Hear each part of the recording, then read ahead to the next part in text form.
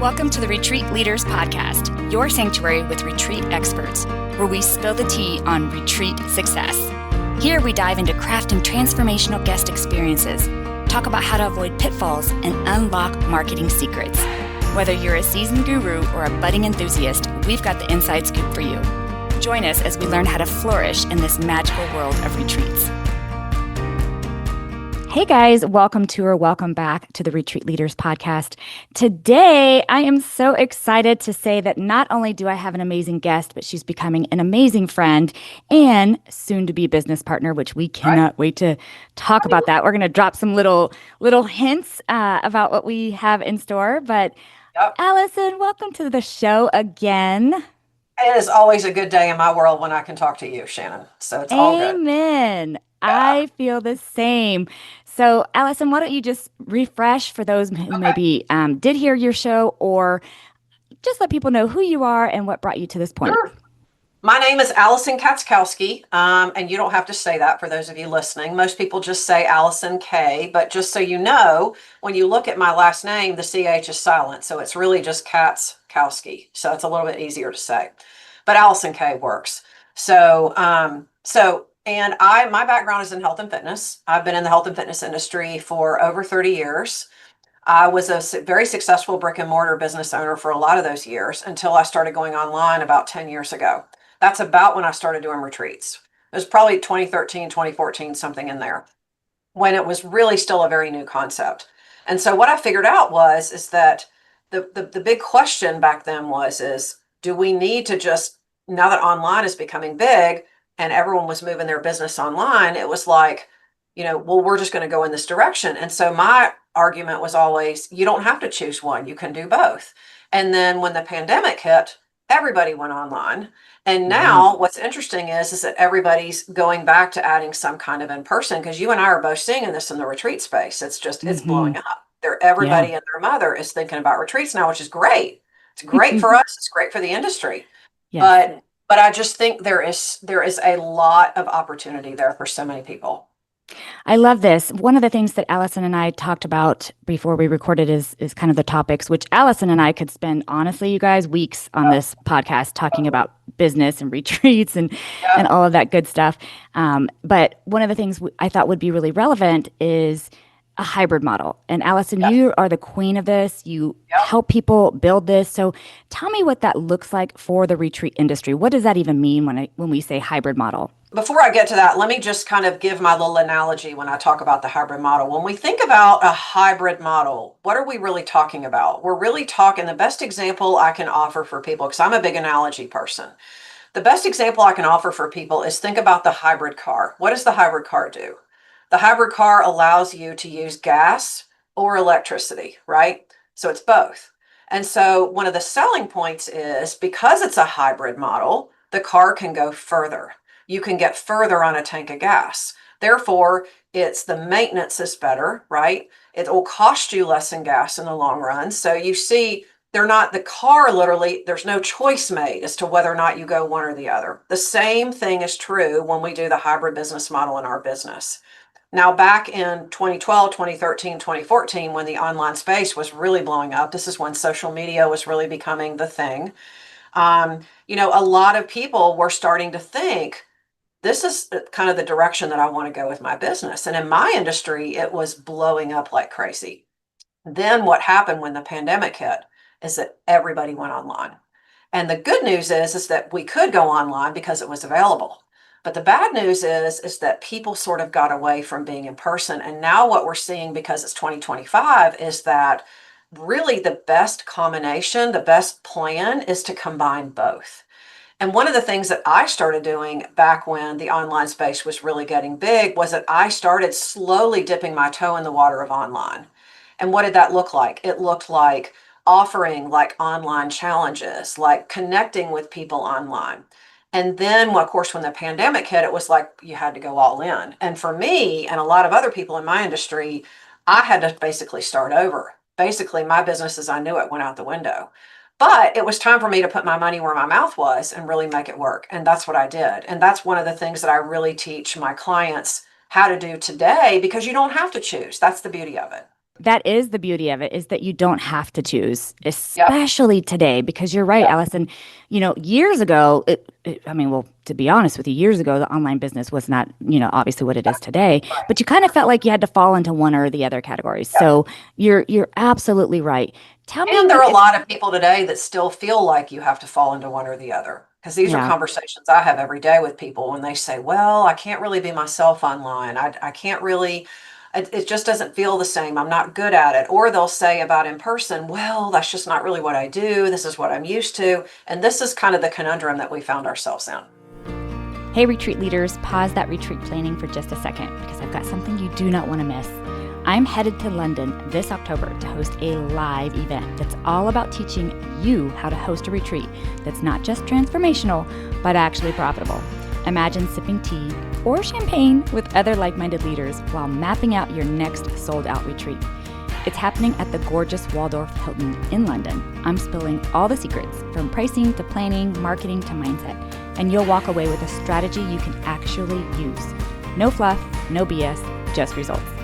So head to retreatmastermindtraining.com and come join me across the pond. Yeah, totally agree. I hear that all the time, as well as just people saying, well, my business is online. They're not going to want to meet in person, or the other way around, well, Yeah, everything I do is in person. So you're right. It is. Sometimes we get pigeonholed and we just assume that it has to be in that way. totally. Can you give us an example of maybe somebody you've worked with and like what this looks like in real life when somebody is considering a hybrid model? Well, I mean, there are actually lots of examples, but one example pretty much right now is I have a client right now who has an primarily in-person business. This is how people work with her. They come to see her, they book an appointment with her. She has some online resources, like she has an ebook and she has some other things, but it's really hardly the same thing as having an experience with her. And one of the things that we're actually working on right now is building out a retreat piece to go with her in-person business.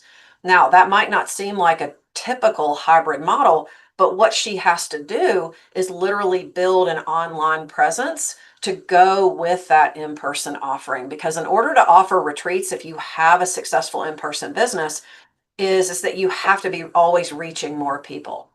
So this is something else that we hear a lot of people say, where they say, well, I don't know that my people would want to go on a retreat. I don't know if my people would want to do something in person. And so my question is always, how do you know that they don't?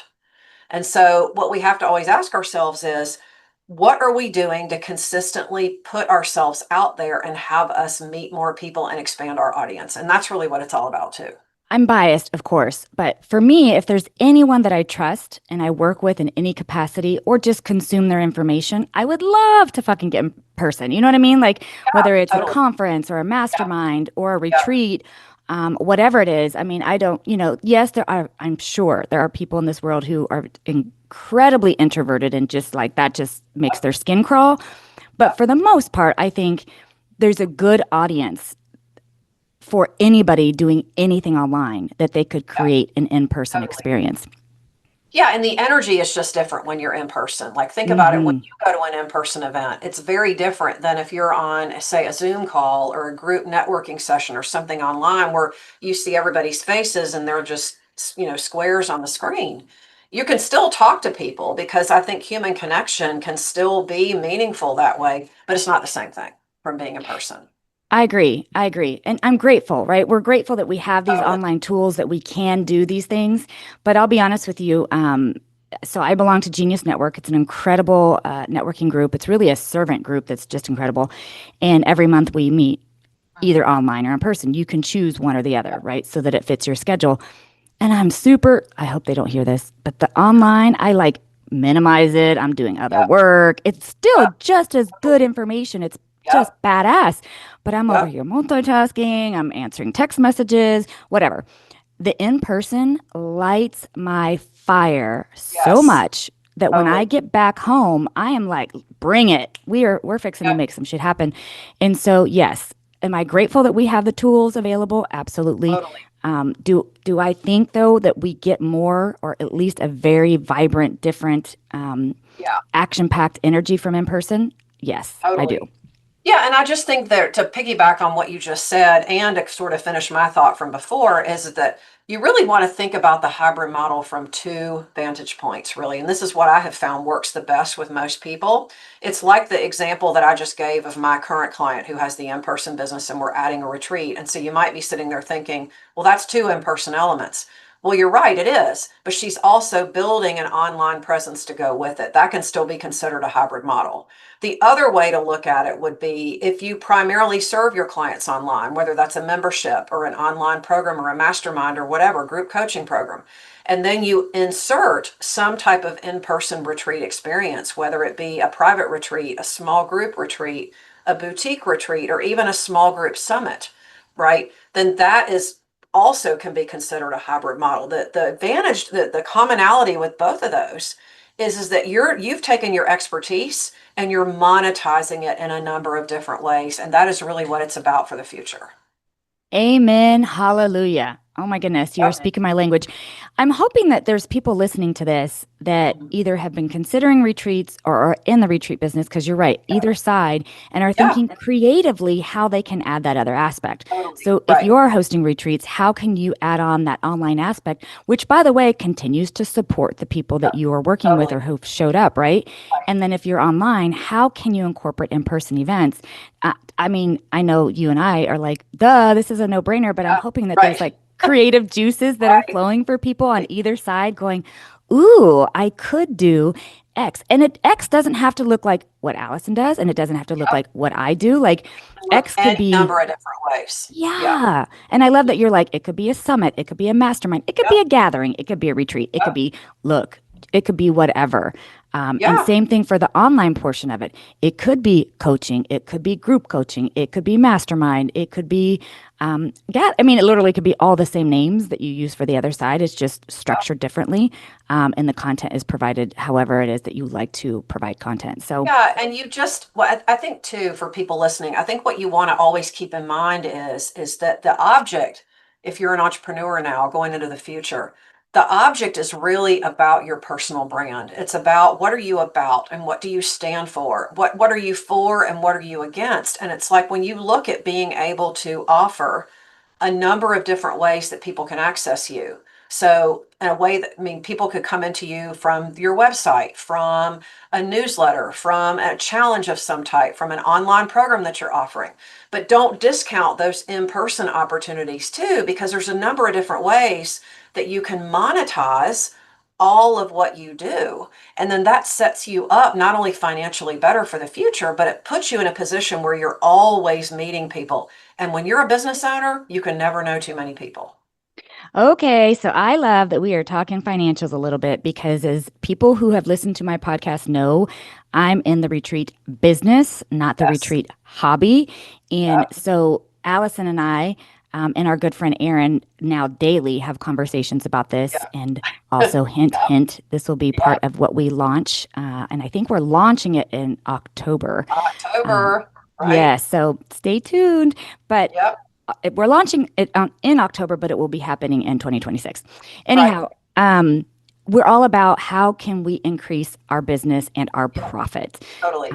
And this, again, is to me a no-brainer. If you're doing really well in the online space, dude, add that in-person space and it Right. just contributes to your bottom line and vice Yeah. versa.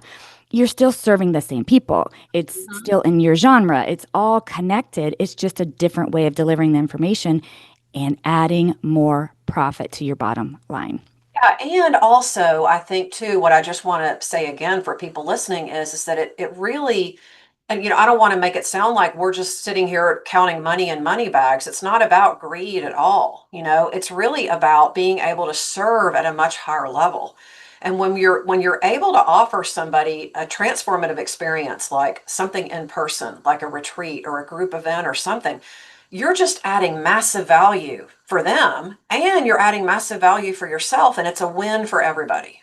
Yes. See, speaking the same language. Win, win, Yeah. win, win, win for everybody. I just love that so much. The other thing that we kind of talked about real briefly is the business logistics side, right? So Right. whatever your LLC is or your company or your formation, you've started it off at X. It's online or it's retreats. there's Right. no need at the beginning to do anything differently, right? I mean, Allison, you were Totally. just talking about this. 100%. Tell us about your journey about how that was, and then now what you are thinking of doing in the future because of. Yeah, when I first started doing retreats, I got to be honest. I'll tell you, because my background's in health and fitness, I thought it was going to be a fitness weekend. That was kind of my initial vision, was to do these boot camps, these workout camps. And I'll tell you, and this is probably a really bad analogy, but I'm just going to say it. My inspiration for doing it was watching programs like The Biggest Loser, where people would just go somewhere and they'd stay for a few days, or in that case, it was a lot longer. And that's not really what I had in mind, but it was taking people out of town somewhere where we could really focus on themselves. And since at the time I was 100% working in fitness, operating a very successful small studio with a small team, I thought this is a no-brainer. This is a great way to give people kind of a family type experience. And so over the years, that vision kind of morphed into something a little more boutique like, as I started getting more involved and interested in personal development and daily self-care strategies. I've always loved to travel, and so I sort of found a niche in providing what I like to call a futuristic visionary experience. One of the things that I use in all of my retreat programs is the use of a compass. I talk all about the direction that you're moving, the direction of your future, being aligned with your future self, et cetera, et cetera. So that's a lot of what we do. But now, back then, all I was thinking about was offering, this would be a really fun experience to offer for my clients. I wasn't even thinking about starting another business. I was just thinking, ding, ding, ding, this is a way to help more people. This is a way to give them more. It's going to be fun for me. Let's just try it and see what happens. And they started off as really small groups, and then they grew to like 6 to 8 people traditionally, which is usually about my sweet spot. And so now, 10, 12 years later, at some point, what I'm looking at in the next year or two is branching off the retreat part of my business and starting a whole separate company, Yeah. because I'm traveling more and more, as are you. And there's a lot more that's on the horizon ahead that's going to be tied into this direction for me. And so what I want people listening to understand is, look, dip your toe in at first and kind of play with it and make it work for you. And then if it makes sense down the road, then we can certainly talk about what that looks like as a business. Yeah, I totally agree. Yeah, I Yep. love this so much. So if you Yep. haven't gotten anything else from this podcast, expand your horizon and think Yes. creatively about 100%. how you could add either the online portion or the in-person portion to your current business model. Yep. Allison's contact information will be in the show notes. She is the master at helping you brainstorm this, build it, Yeah. envision it, get it going. So please contact her. And she's got an incredible retreat coming up in Italy. Allison, will you That's tell us about right. that retreat? In October, and at the time that we're recording this, we have 4 rooms open.